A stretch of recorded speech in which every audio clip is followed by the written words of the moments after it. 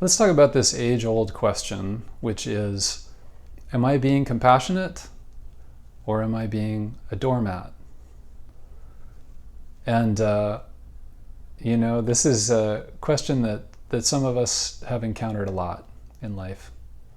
And, we could even feel sometimes a little bit ashamed, particularly in this culture of, am I allowed to have made this kind of mistake and been a doormat? It's very shameful.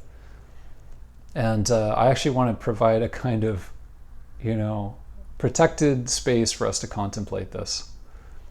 Yes, we've been a doormat sometimes, and we've allowed people to overreach in their requests of us. We've allowed them to take us for granted, and we thought we were being compassionate. And in fact, something else was happening. And how does this happen? How do we not get the signals that in fact this person is not connecting with us?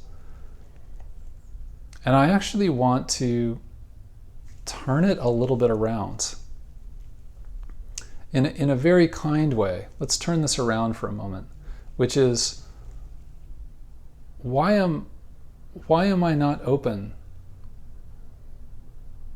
to connecting with myself? Because if I was connected with myself, sooner or later I would get that signal. And not only would I get that signal, but I would trust it. I think of a friend of mine, and she had this issue. And she was always getting into very strange situations, romantic situations particularly.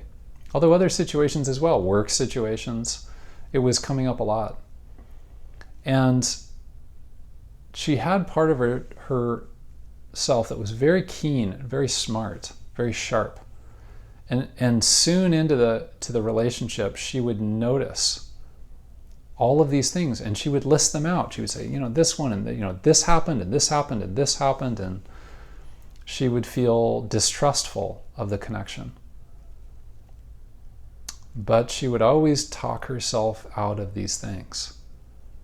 There was some sense of not trusting her own intelligence, not trusting her own keenness of mind, which she actually had.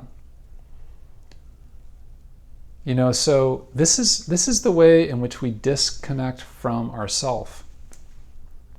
And when I disconnect from myself, then I go into these kinds of toxic patterns and enabling, going into codependent relationships, whatever you want to call them, destructive relationships, is really a form of this. And we actually have to question how kind it really is.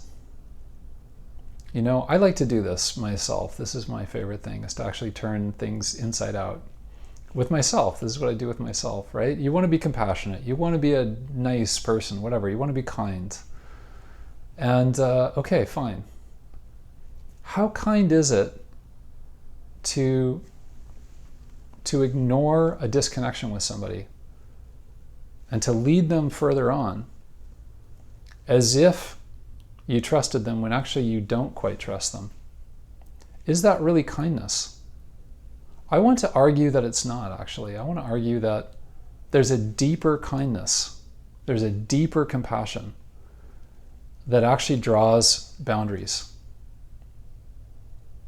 And it doesn't just draw boundaries, I don't just draw boundaries for my own benefit. I draw boundaries with somebody else so that we're not playing pretend.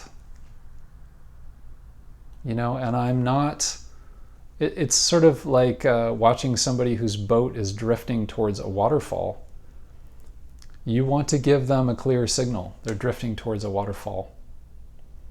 And you don't want to follow them. You don't want to just say, okay, I'll hop in your boat and go with you. That's destructive. So let's look at how to stay connected to our own intelligence, our own keenness of mind. And I want to argue that mindful communication is a way to actually exercise this. that if we see what happens in our conversations, this is how we can look for the clues that this is happening. So explore and stay awake and take kindness to the deeper level.